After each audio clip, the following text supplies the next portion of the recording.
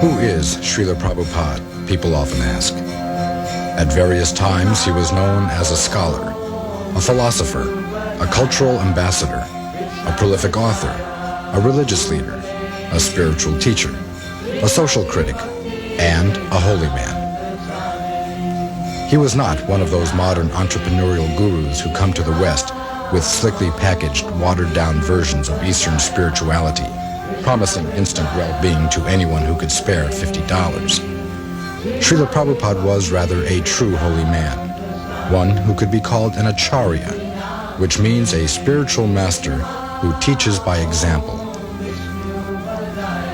After arriving in the United States in 1965 at the age of 69, Srila Prabhupada formed the International Society for Krishna Consciousness, which developed into a worldwide spiritual community with hundreds of ashrams, schools, temples, and farms, and with thousands of dedicated disciples who made Hare Krishna a household word. To have achieved all this in only 12 years was remarkable. But before he passed away from this world in 1977, Srila Prabhupada had also written and published over 80 volumes of translation and commentary on the great spiritual classics of ancient India.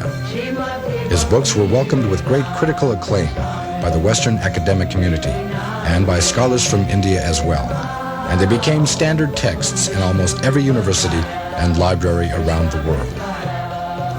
Srila Prabhupada had also succeeded in transmitting the profound wisdom of the ancient Vedic culture in a form and style that was clearly understandable to the average modern man. He could somehow explain even the most difficult philosophical concepts to people who were totally unfamiliar with the complex Indian religious tradition.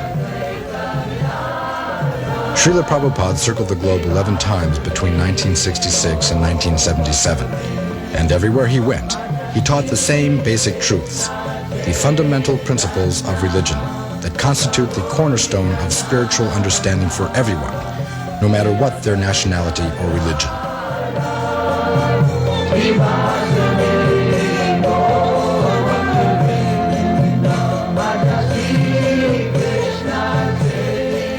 Srila Prabhupada was, more than anything, a teacher, a professor emeritus of the science of self-realization. And he was the best kind of teacher, because he always lived up to what he taught.